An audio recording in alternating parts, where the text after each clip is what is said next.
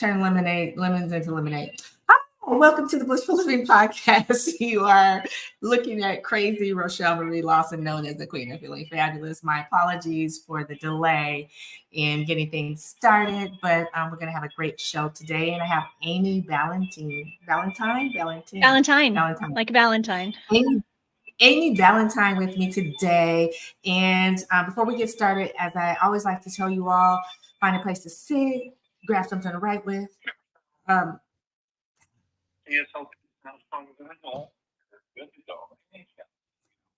Nope, that's it. Thank you so much. Can you send me a copy of that? Yes, thank you. Bye-bye. As a queen commanding her throne, you know, when you're running multiple businesses, you try to do too much. And sometimes that too much kind of all comes together, but it's a good day. It's a good day. We just gonna roll with it. You know what the heck? It's a good day. It's a Friday. You know, Friday's a yay day. So anyway, let me get back focused.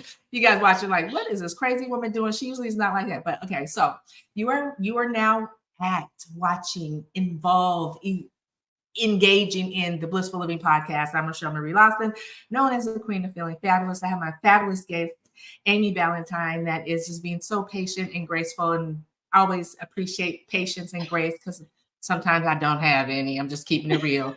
Same. But as you guys like, you know, I like to tell you before we get started, because I know she's going to give nuggets of gold that you're going to want to capture. And so, one, you can subscribe to the show so you get advanced notification of the show. Two, you can also subscribe to the show so you can get the replays. And three, find a place to sit, get something to write with, pen, paper, your favorite beverage. Tell the family to give you a few moments so that you can absorb the wisdom that's going to be shared on our show today. Because as you know, we're rolling with it today. And while you're doing that, I'm going to thank our sponsors. First of all, I want to thank Blissful Living for You, our number one sponsor of the show, and they have some wonderful things to help you transition with your wellness, wisdom, and life as we go through the calendar year. You know, everything that they do is focused on the principles of Ayurveda, and so encompassing the wisdom and allowing your true nature, your true essence, to be tapped into this wisdom so that you can stand in your greatness and be your best and learn to ebb and flow as you are uniquely supposed to do in this beautiful universe that we live in. Then you want to check out Blissful Living for You. Also, they have some wonderful events that are coming up. And if you're a brave, bold, and unstoppable woman, and you're ready to command your throne and be unapologetic for stepping into your greatness, because we women need to do that today.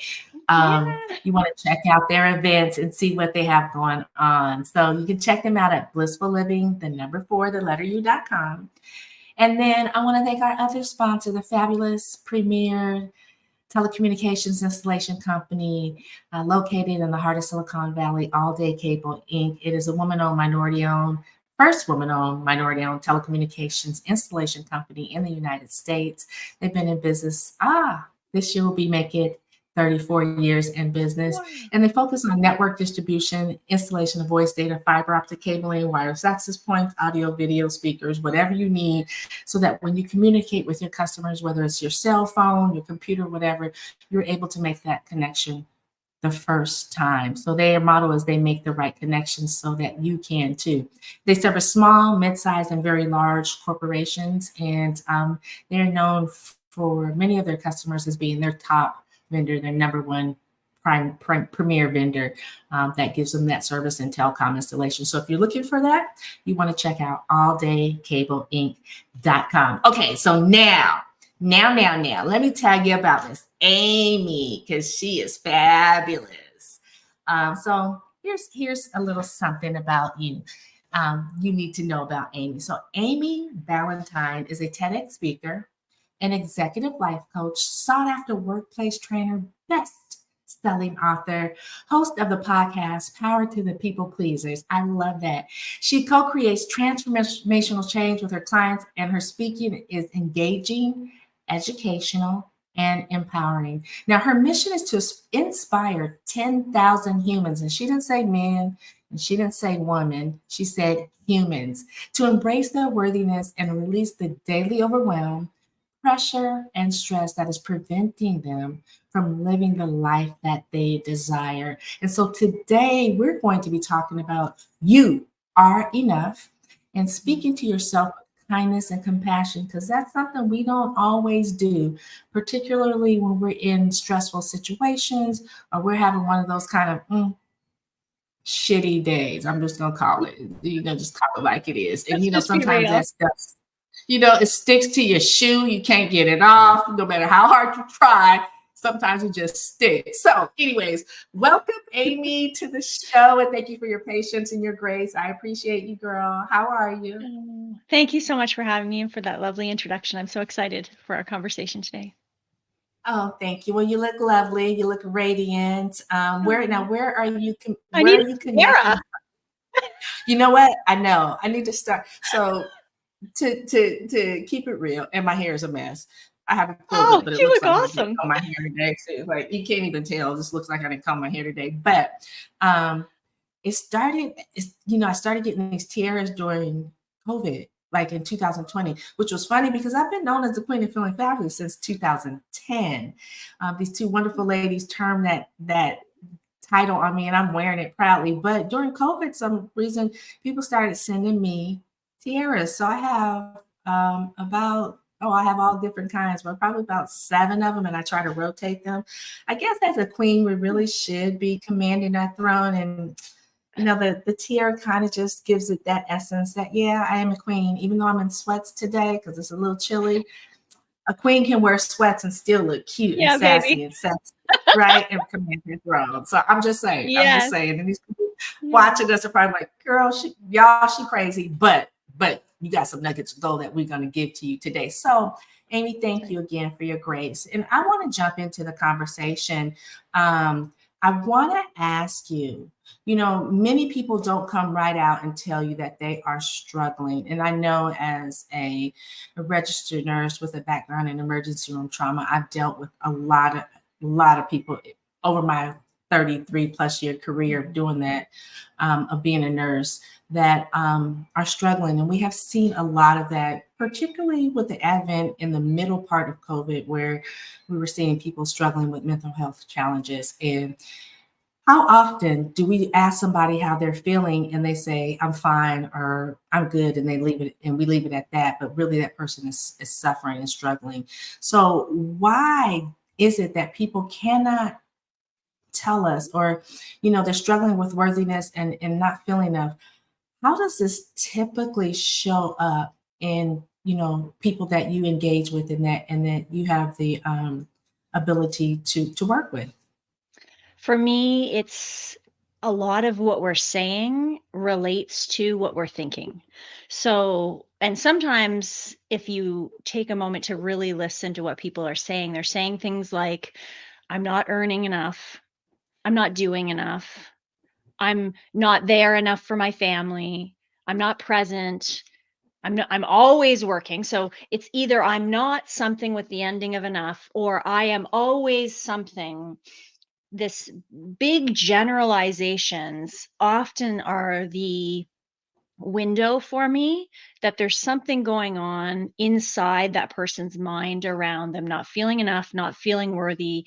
uh, and I really do believe that if we can take a few more minutes to ask those questions when someone says, well, I'm never home, or I'm not earning enough, asking the question or saying the statement, tell me more, can help that person get some of these things off their chest and uncover some of the blocks that we're putting up, blocks around feeling like what they're doing is worth it. Right? I hear so often the clients who are the professional women who are working and they also have the moms, or they also have the children, they're the mom, right? They've got so much going on and they never feel like they're quite anywhere, quote unquote, enough. Right. And this is how it initially shows up when I'm working with people. It's interesting. There was, my kids. I was that mom that, well, my kids will tell you I am a workaholic, but not in the context of just being crazy with it. I guess I may have a little ADD. I don't know. But one of the things that I did with my kids, and I started when they were very young, is I would pick them up from school and I would ask them, how was your day? And the good old word would be good. And I'd be like, well, what does that mean? And then, and then they'd be like, go on and explain. And sometimes what I found out was it really wasn't a good day.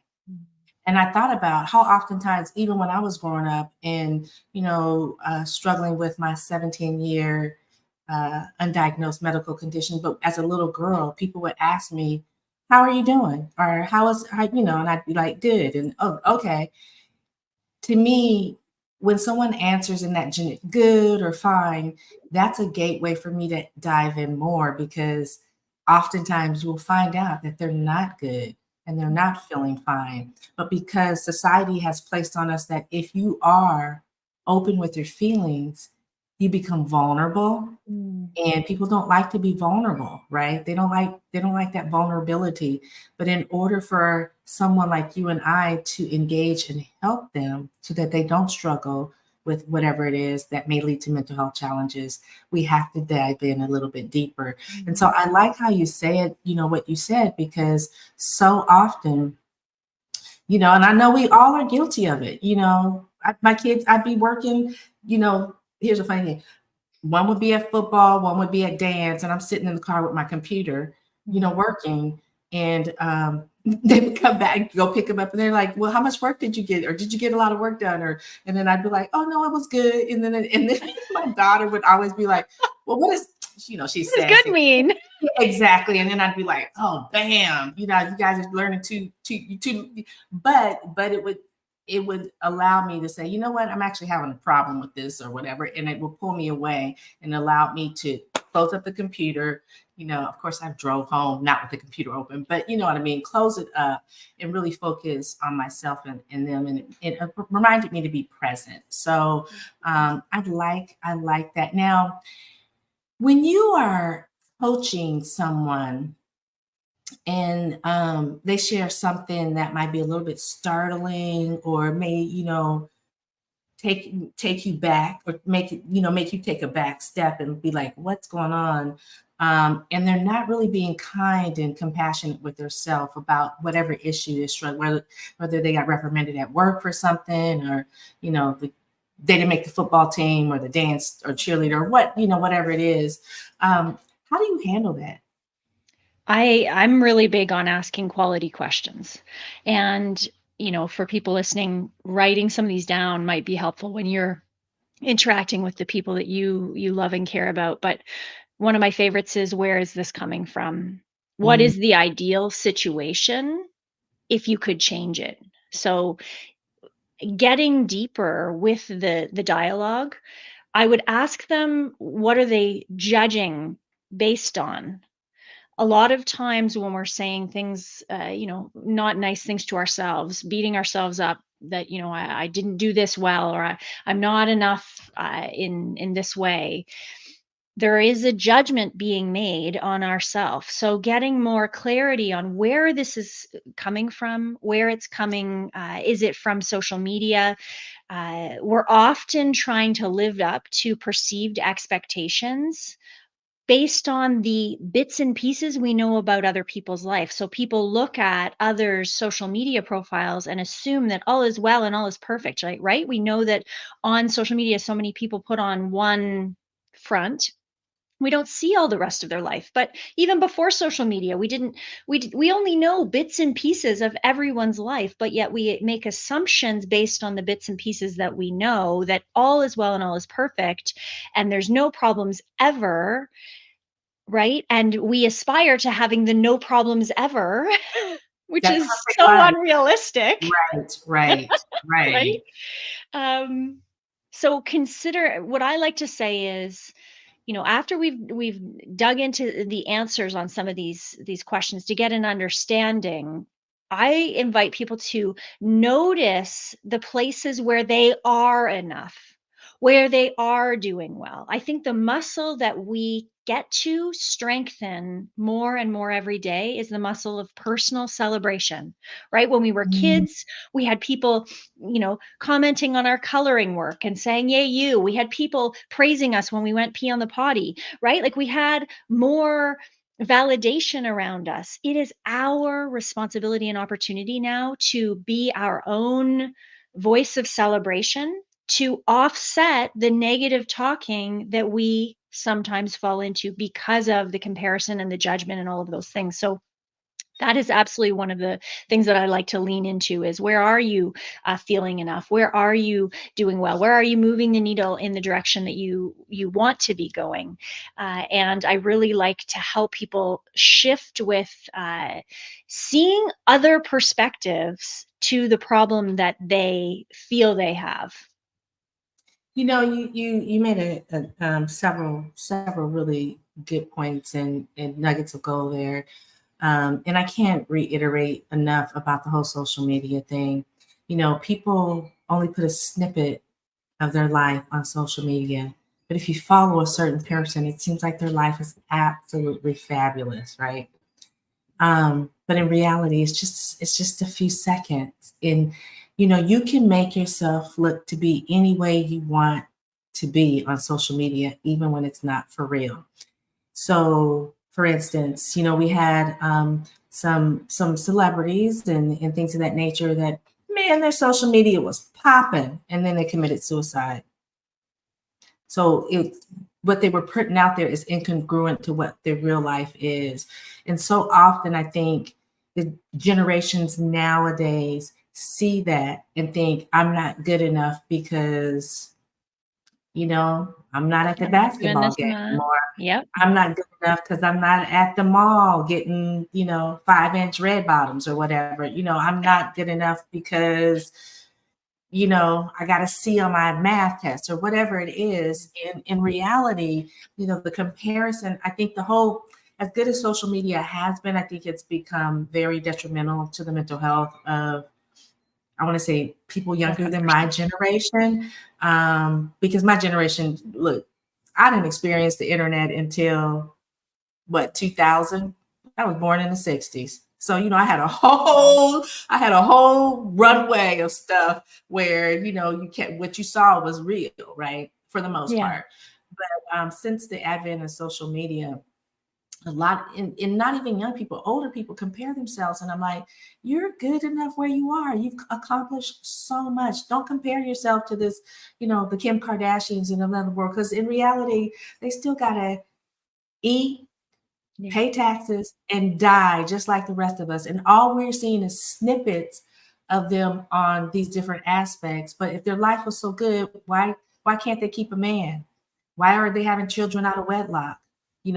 Why are they altering their bodies and their face if things were so good? So keeping that into perspective, I think, is what a lot of people need to realize. Don't compare yourself to people you see on social media. Just be proud of what you are, where you are, and who you are at that moment in time. And if you're struggling, reach out to a best friend or journal or something, but don't let that struggle make you feel like you're not good enough and you're not worthy enough. And I know that's what you do to help people. And I want to ask you, for those of the people that are watching that may be struggling with feeling worthy or good enough or, being able to connect to themselves, what is the number one thing that you would share with them with regards to helping them pivot on that and letting them know that they are good enough and they are worthy enough? So the first step is awareness. So when I'm working with a client, I like to have them do a very simple worksheet essentially or exercise. You can grab any piece of paper and start taking note of the words that you're saying all the time. Like I need to, I need to, I should, I have to. These pressure filled, judgment filled words, noticing what are the mean things that you're actually saying to yourself and being clear with that because we cannot change anything we're not aware of. So that's the Mm. first step that I like to talk about. I Wait, wait, also wait. You want need to them. repeat. Amy. repeat that last statement? Because I want people to hear that about we cannot change what we're not aware of. Yes, yes, Yeah. yes. And often some people might think, okay, oh yeah, I'm aware of myself. I know what I'm thinking. But until you start tracking it, it's the same reason why in weight management we track our eating. It's the same reason why we track things, to get more clear on what actually is happening. And most people don't think about their thinking.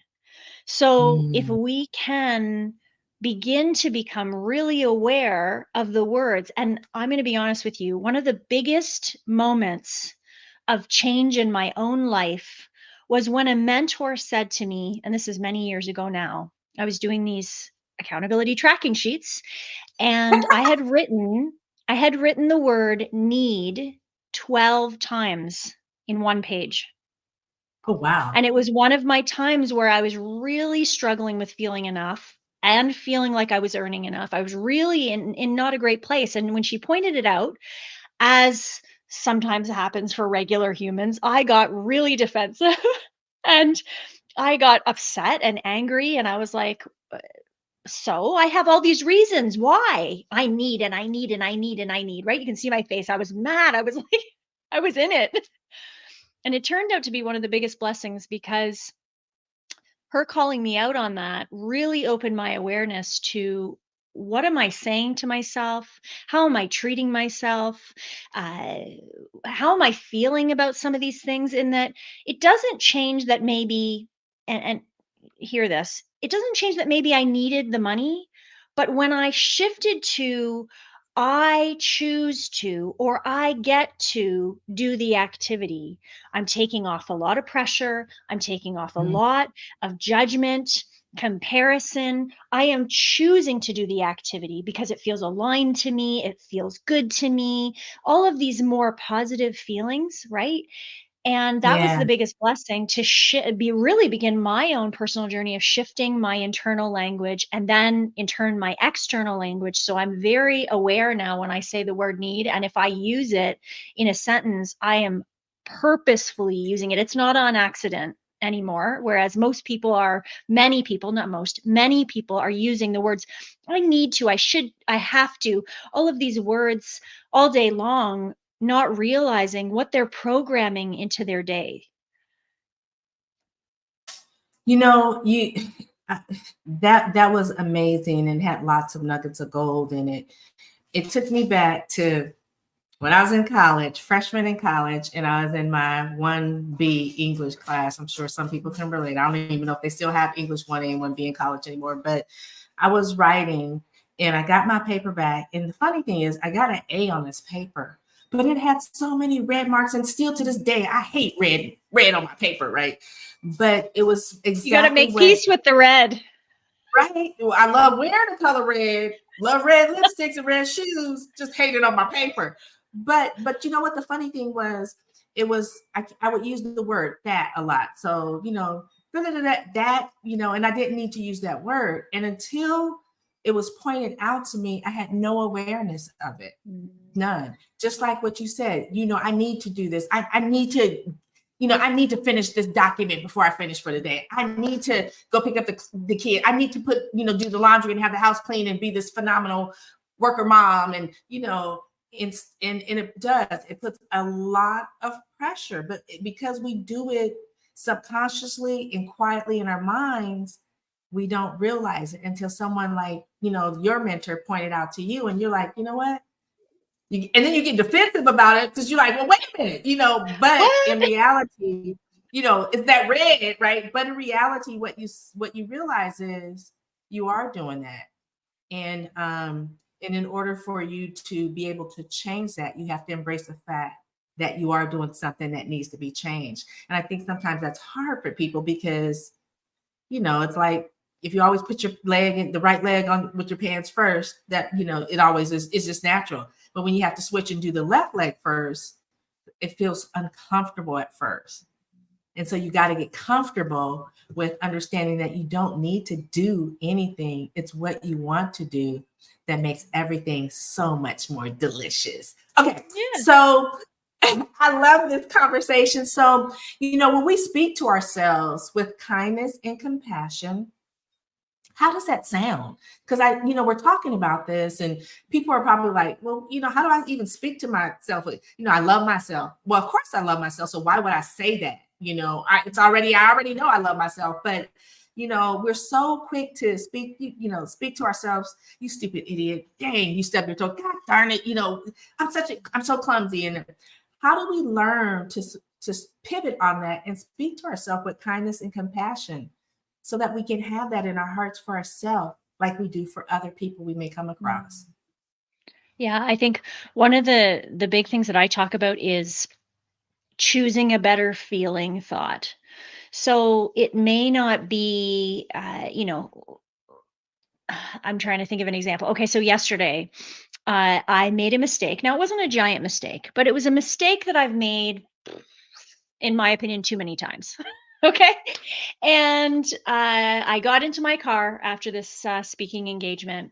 And I mean, the mistake was that I didn't hand out feedback forms, even though I'm like, I need to hand out feedback forms. I want to hand out feedback forms. I want more testimonials, yada, yada. Okay. This is in my head.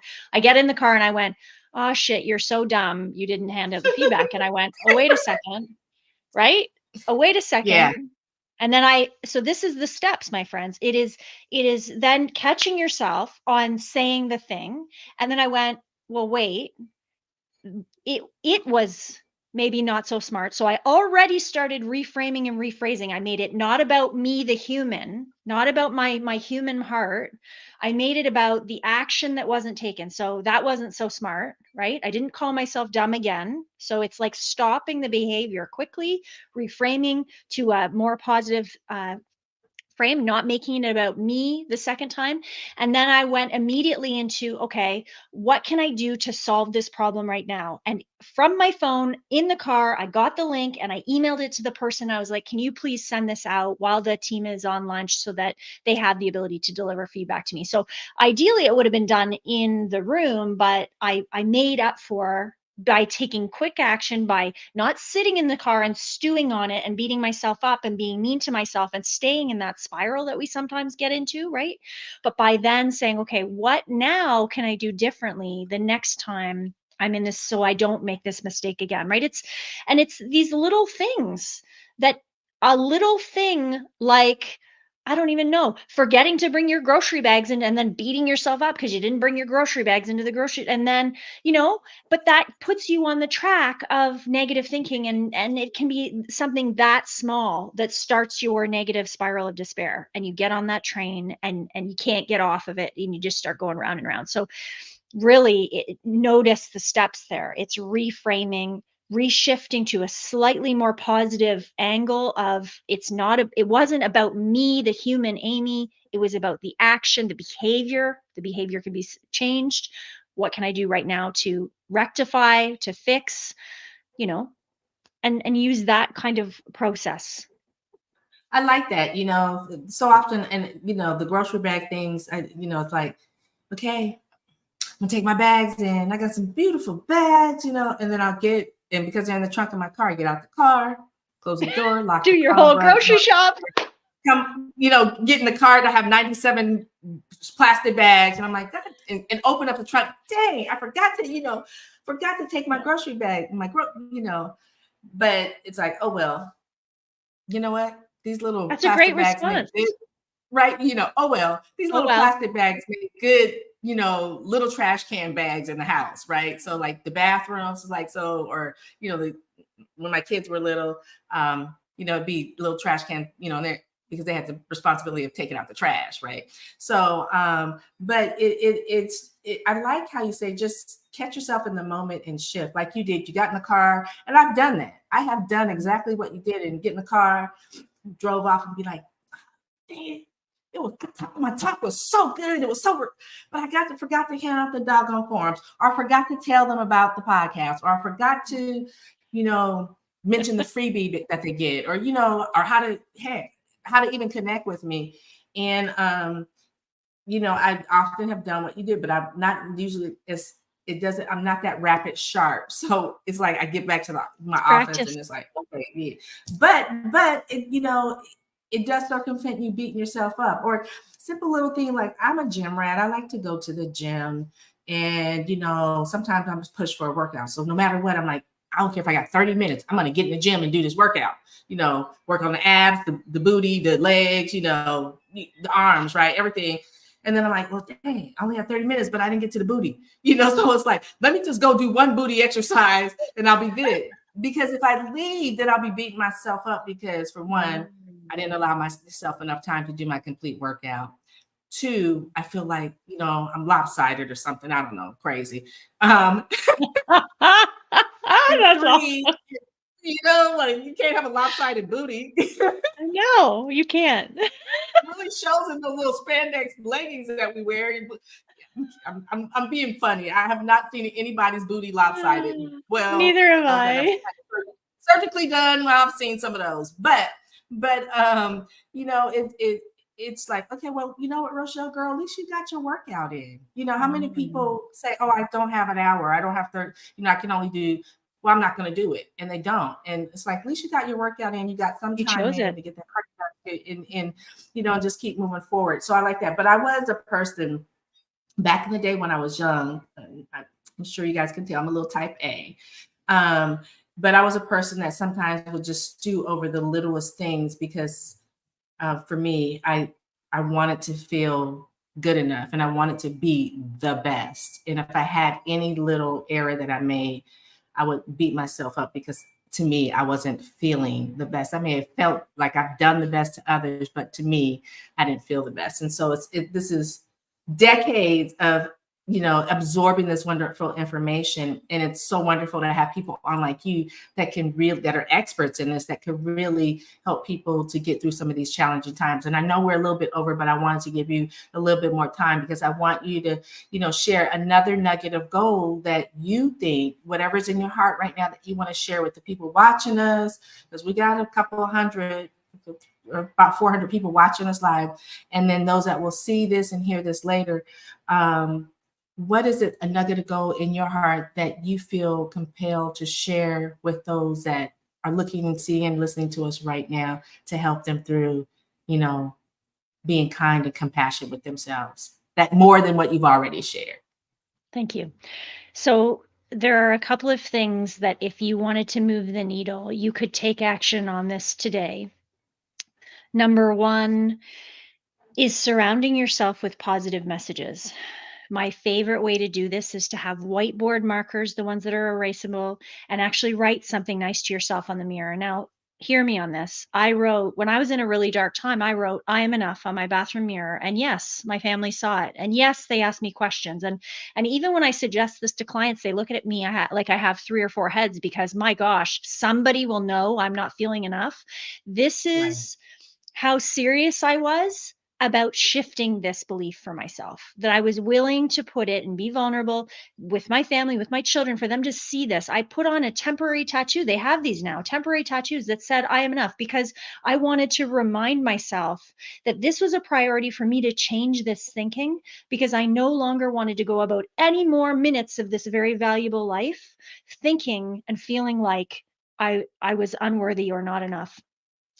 The third thing is, if you can hang a baby photo of yourself nearby, so have your own baby photo that's handy. This is me. I also have one directly behind my computer screen. So as I'm speaking to you right now, I have another baby photo that I can see at all times, and I can remind myself that at the very first moment I arrived, the very first moment you arrived, you were enough. You didn't have to walk or talk or feed yourself. You didn't have to earn money.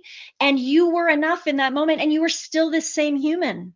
I am still the same human. I'm bigger and smarter, right?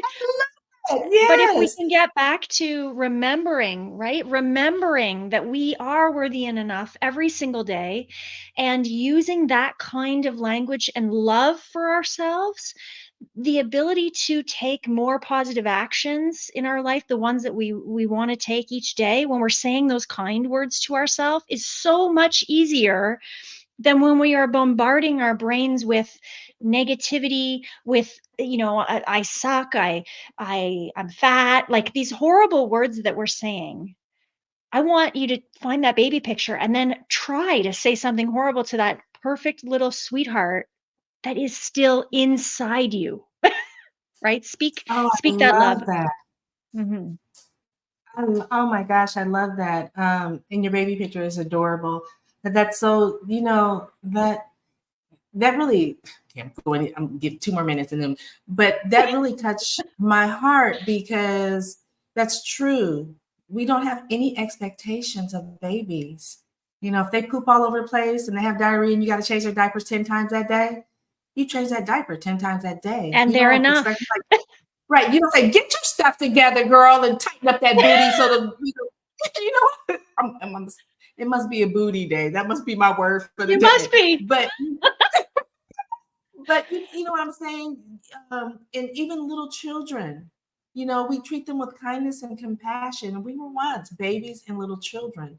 But somewhere along our journey, we forgot that. And we forget to, treat ourselves with kindness and compassion. So I love that last nugget of gold is like, take that baby picture, take a picture of yourself as a baby and look at that beautiful baby. And you are still that baby. You're just a bigger version, and treat yourself with kindness and compassion as you would treat that beautiful baby. And wow, I mean, that's just giving me chills because we forget. And so thank you for sharing that nugget of gold. Okay, so I'm over time and I keep saying that, but it's okay because it's my show and I can do anything I want to You do. can. And tell people how they can get in contact with you, all that good stuff. Now, you guys, this is all going to be in the show notes. Don't worry if you can't write down fast enough. But here, you can always re-listen to the show. But Amy, tell people how they can get in connection and contact with you. Thank you. So my website is amyballantyne.com, just my name. I also have Ballantyne Coaching as my business. Instagram is a great spot, and I'll be honest, I don't post a billion times on there because I don't like being fake. I put up the things that feel important to me at that moment, more as a memory of the positive messages that I want to share with the world. Um, so Amy Ballantyne on Instagram. I'm on Facebook as well, amyballantyne.official. I'd love to connect with people who have been watching. All right, so there you have it, our beautiful, very compassionate and kind guest, Amy Ballantyne. And I just love this conversation because it was like a crazy start to a very beautiful, engaging time with Amy. So thank you, Amy, for your grace, your patience, your kindness, your love, and the work that you do, because I know you're changing lives. And um, if you guys are out there and you're struggling and you just need someone to help you to find compassion and kindness within yourself so that you can be that beacon for others. And it's like, passing the, I don't want to say domino, but passing the The domino. If you baton. can do that, baton. And I was a track and field runner. I'm having, but passing the baton, if you could do that for yourself, just imagine the lives we can change as we pass that baton around, your city, your state, your country, and around the world. I think it is my belief that women are the change agents that are going to make this world a better place. And we need to come together in this moment in time because our world is struggling. And women are caretakers. We're compassionate. We build up things. We don't tear things down and destroy them like the masculine energy. So this has just been a very beautiful, beautiful conversation. And thank you, Amy, for your time and your grace. And to you viewers and listeners, again, if you like this information, please share the show with everybody you love and care about. And heck, even people you don't like, just drop it in drop it on Facebook. Here's the thing, you don't have to like somebody to be able to share goodness with them. There were so many patients that I couldn't stand in the emergency department that were taking time away from really serious conditions, but I always gave them grace and kindness because I never knew who I was dealing with, and one, I never knew how my grace and kindness might be something that helped to change their lives, to make their lives better, make them feel better for just that moment in time. So you don't have to like somebody to share a gift that may change their life, and that my person may circumvent and come around the circle, and you end up liking them. So share the show with those you love and care about. Subscribe to the show so you get advanced notification. Make sure you check out Amy's information in the show notes. And I want to thank our sponsors, Blissful Living for You at Blissful Living, the number 4, the letter U.com, as well as our other sponsor, All Day Cable Inc. at alldaycableinc.com. And I just want to wish you all a very, very, very loving, kind, compassionate day today. Take these words and just let them resonate in your heart, and allow that energy to flow up into your head. Sometimes our head and our hearts are disconnected and things, but if you let it resonate in your heart and allow it to flow upward like a volcano, it will bring you so much, much joy today. And even if it's just for this day or a moment in time, the next time it'll last longer and it'll become easier for you to do. So thank you, Amy, once again for being a guest on the Blissful Living podcast. And thank you to all of you for your grace. And as you know, I like to say, I'm Rochel Marie Lawson, known as the Queen of Feeling Fabulous. And I'm wishing you peace to your mind, wellness to your body, and tranquility to your spirit. And another gift that I would like to share with you before I close out is I have a new book that's been released, 365 Days of Affirmations for Your Bliss. It's been published by Balboa Press and Hay House. You can pick it up on Barnes & Noble, Amazon. You can email me and get a copy of it, whatever it is you need to do. But this book is structured for you so that each and every day of these 365 days as we go through the year, you are able to create a moment of bliss in your life. Even if it's just for that time you read that affirmation, it is a time that will continue to grow, or an essence that will continue to grow as you have your journey throughout the year. So with that being said, Rochel Marie Lawson, Queen of Feeling Fabulous. And until next time, be healthy, wealthy, and wise. And please be kind, loving, and compassionate to yourself. Goodbye, everybody.